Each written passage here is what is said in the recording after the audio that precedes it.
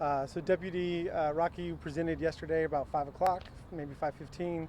The DPS helicopter landed on South Post Oak Street there, and the handler and a couple other officers carried him on foot to our door here. We have worked with Memorial Hermann Life Flight in the past, so we have protocols set up for handling K-9 officers. As the Marshal indicated, we did help Officer Jorka a year or so ago, and so that was through Memorial Hermann Life Flight. Everything went very smoothly with that, so our staff kind of knew how to do that. Dr. Alyssa Fee, Dr. Anna Joy Jackson, and Dr. Geister were here to triage Deputy Rocky yesterday evening. He had some multiple gunshot wounds, obviously, he was bleeding from. So we got him stabilized, and then myself and Dr. Cooper here performed surgery this morning. The first injury was the left side of the nostril. There was an entrance wound. It was about a 5-centimeter gash along the muzzle that then exited. That was kind of inhibiting his ability to breathe. So we did place some nasal oxygen and got some stuff going for Deputy Rocky last night, kind of closed that wound up. Then there was an entrance wound and an exit wound on the right side, right behind the jawline, kind of the neck, and then through the shoulders. Narrowly missed his spine, which is amazing. Hand of God was there and directed that bullet away from all of those vital organs. So really pretty routine surgery this morning. We closed up those wounds, put in some drain tubes, closed up his nostril. Dr. Cooper did an amazing job with a little plastic surgery on his nose, so it's hard to even tell that you can see a wound there. So he should make a full recovery. He's just on pain meds and fluids. He's walking. We've got him up walking. He's eaten twice. He's urinating, defecating, so he's looking good. So that's the medical side. I don't have any other questions. Talk a little bit about the fact that, this is a dog that had a very close encounter with somebody who was willing to just shoot. He came out of it with these particular injuries. I mean, did he come out lucky, better off than we maybe? He's the luckiest dog I've seen. But definitely, and I don't know if you call that luck or the hand of God, but that bullet, I mean, could have ended his life instantly, and it didn't. He had a head, facial wound and then a neck wound, and yeah, I mean, he's a hero, right? The dog is the hero, and I don't know how many officers he saved, but he did. Sorry. Despite his wounds, how was he? Was he, when he saw his handler and all of that? Yeah, so his handler has not left his side, and had been there the whole time, and so when he presented, he was shocky. And so we had to put him on fluids. He was a little bit obtunded from that. We did start him on pain meds right away, but his vitals were pretty good the whole time. So just an athlete. He's an amazing dog, and so this was a older dog. It might have been the end, but he's young, healthy. So he's prepped for it. So he did really well. What does quality of life look like for an animal after injuries like this? He should return to full function. I don't see any reason that he wouldn't return and be able to catch more bad guys and hopefully get rid of evil in the world. Yeah, I mean, from the Marshal's perspective, how does that work? I mean, is he able to return to service once he makes a full recovery? Well, from the injuries that you have been reported just now by the good doctor, it looks like he will be back. It'll take a while. Not necessary to try to get him. These dogs are so well trained that even though they were injured so badly, doesn't mean they're going to be apprehensive a month from now. No, they're going to want to get right back into the middle of it. And that's the relationship you have between the partner, the trainer, and the dog. And once that dog gets up and running, I will see that more likely with the okay of having the physicians telling us, the veterinarians telling us that he's clear to go back into service, that more than likely everybody be anxious to get him back into the service of the Marshal Service. How's his handler doing? I mean, I feel like when you have a dog that's your companion 24/7, that's your family. Absolutely. I mean, we're all animal lovers. And so with the trainer or the partner, you have to be empathetic. of him just as much. And so we've, everybody's been supporting him here and making sure, that he's okay, and the family. He's got a family with children. And so this dog's a part of the whole family, not just the trainer. And so you have to consider that aspect and make sure that all is well. Law enforcement, we're all type A, okay? And, we got the macho-ness in us. But yet, when it comes to children, innocence, and to animals, dogs, there's a heartfelt feeling. A question about yesterday. We received some questions from viewers asking, this is a warrant that was served in a very busy parking lot in the middle of the day. Can you share a little bit about kind of warrant protocol, if that's typical for something like that to happen? Well, clarify when you mean protocol as for what? As far as just serving warrants, people were concerned if this is somebody that is considered to be dangerous. Is it typical that we're seeing these warrants served in busy spaces in the middle of a day? Well, there's no such thing as typical first. I mean, it's every situation is a different situation depending on the threat matrix, and then also to whom the areas are and the safety of. They had no expectations that someone's going to jump out of a truck and start firing upon them. As they approached, as you well know, they approached the vehicle. The person just instantly was out and started shooting at the Deputy Vargas, to which, he succumbed from his wounds. But we also train constantly of environment. What environment are you in? Bring other officers. The U.S. Marshal is probably one of the best agencies that knows how to pin. Are y'all familiar about pinning a vehicle? They take all four sides. That is, to me, the best thing that you can do, because then you don't have this. And they were not able to get all the vehicles in play. And this guy knew he saw the threat and immediately got out and started firing upon our deputies on the task force. You talked about the training. Just talk a little bit about what these guys do to make sure they're ready for this kind of activity and service. It's daily. Living it and doing it every day is training. But we also go through policies and procedures and safety aspects, and we also see, not only from the Marshal Service, but all law enforcement, lessons learned. And we learn from that. You have to connect, communicate, and collaborate. Those are the three most important things as far as being successful as a leader and in law enforcement.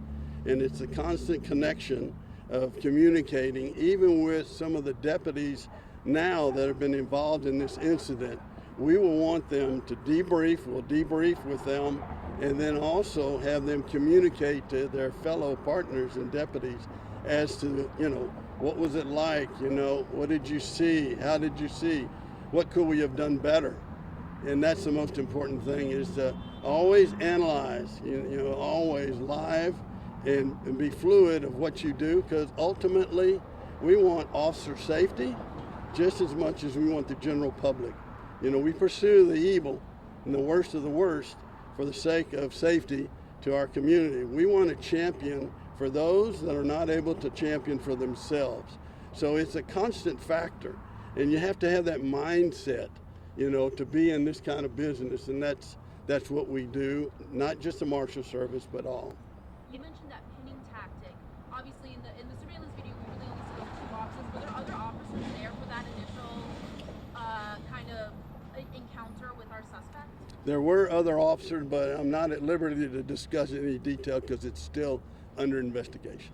From the vet's perspective, can you talk to us about the critical moments from the time that chopper landed until Rocky was back there getting work done? And also, this was the end of the day, so I don't know what your staffing is like here. Like, were people trying to go home and everyone kind of jumped into action? No, we're a 24-hour hospital.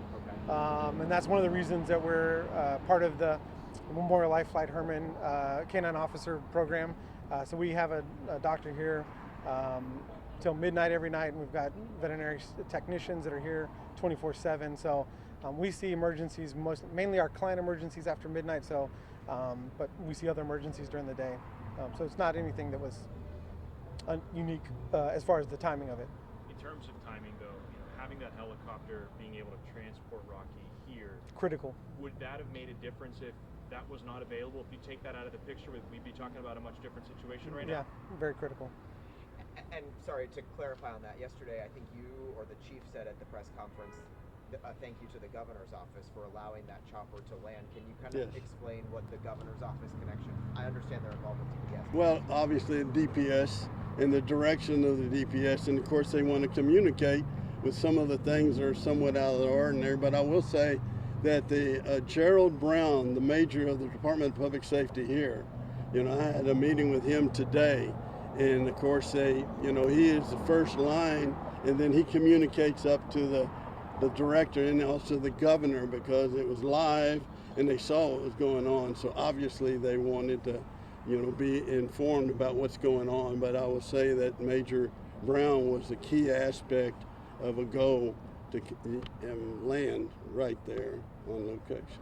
Marshall, had they checked those dumpsters before, or was this the first go around at those? Well, again, we're in an investigative nature, and so I will refer to that at a later date when we'll be able to give you a better briefing on what transpired completely.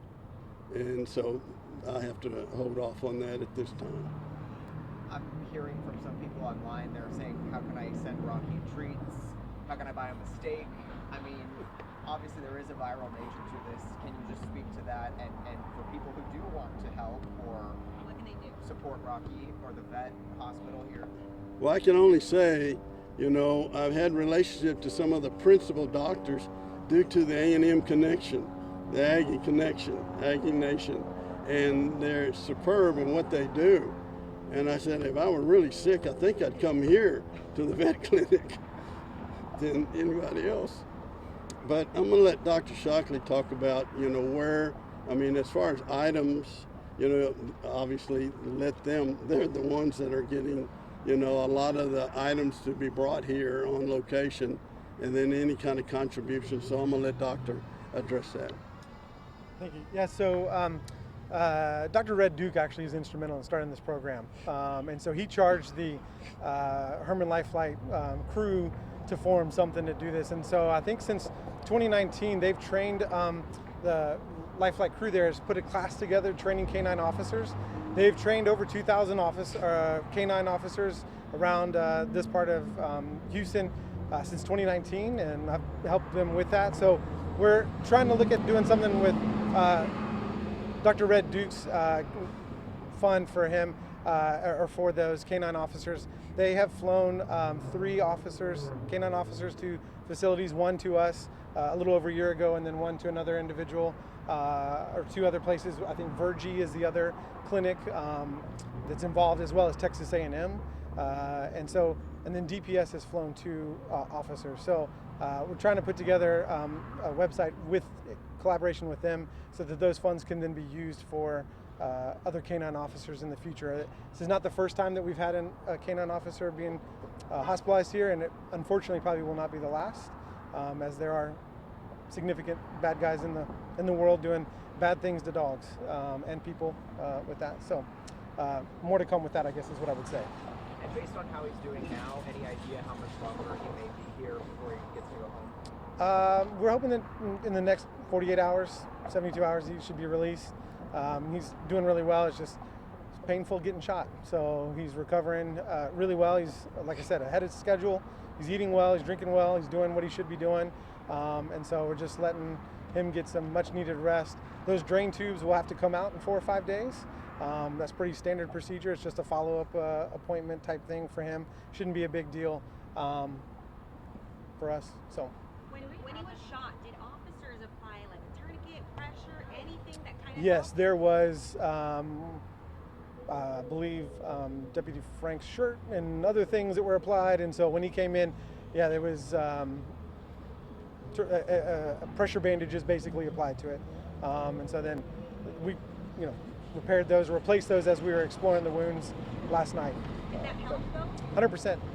Yeah, absolutely. Otherwise, that wound over his shoulder was just bleeding continuously throughout the night. And so we were kind of monitoring, making sure he wasn't anemic, which he wasn't. He never got in danger of being anemic. So minimal blood loss considering, but he's feeling a little sluggish today because of that blood loss. So. Question, whatever producers have. Dog get like blood transfer, and if so, how does that work? Yeah, so we give blood transfusions here at our hospital. Last week we did 4 to 4 different dogs. So it's something that's very common.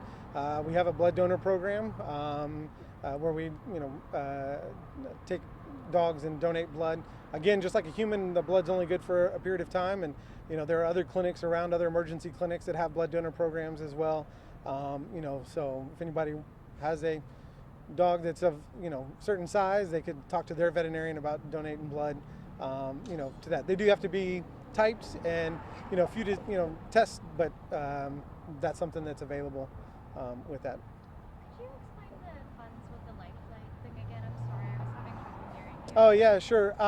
So Dr. Red Duke put this together, right? And Memorial Hermann Lifelight, I believe they are flying K-9 officers at no cost to the agency or the entity. And so Westbury, we decided years ago when we started this program in 2019 that we would also, not charge our officers, since they provide a immense service to the community and something that we can do to give back. And there are a lot of people that are reaching out wanting to donate, funds and those kinds of things to the future.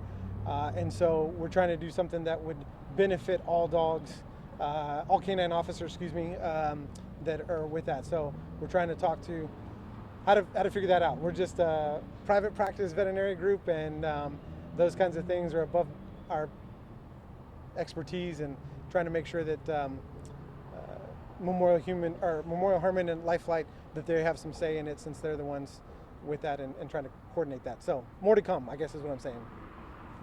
Sorry. So just to reiterate the situation, and yes, we lost a deputy in line of duty, but Rocky saved lives. He saved lives of deputies, because this individual was not going to go peacefully. And the firing upon whomever got in there was going to be lethal. He had full intentions to not leave there apparently alive. We know not, other than his actions, and Rocky saved the lives of these deputies. Unfortunately, he survived. All right, is there any further questions? Thank you. Will you guys be able to share some pictures of Rocky of how he's doing? I've got some great pictures for you. Yeah, so Yeah, that was my Open question. your airdrop. Was They're he, coming. was he wearing a bulletproof vest? Sorry. well, again, I don't know about that, but I'll say this also. On the scene, there was other K-9 operators, and they train all the time to triage. Even the Marshal Service trains to triage not just dogs, but human beings, at any incident. So that's a constant factor. So they were well versed how to try to triage the Rocky right there on the spot. And apparently it was life-saving from what the doctor says. Anything further? Thank you. All right, well, thank y'all very much, and I apologize for you sitting around here for so long. Okay, adios.